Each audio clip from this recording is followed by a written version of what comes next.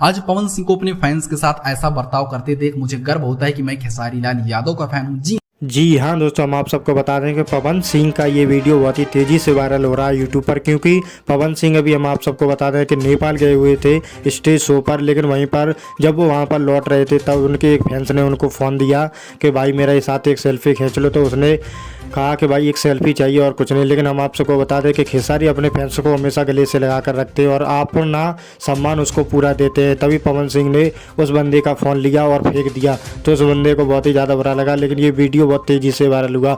वहीं पर एक लेडी कांस्टेबल को भी छेड़ा गया था। लेकिन खेसारी के इस व्यवहार को देखकर आप देख रहे होंगे कि वो किन्नरों से किस तरह आ रहे हैं पेश। और पवन सिंह के इस गुस्से को देखकर इंडस्ट्री बहुत ही ज़्यादा भड़की हुई है और ये वीडियो इतना तेज़ी से वायरल हो रहा है कि पवन सिंह की मुसीबतें बढ़ती जा रही हैं।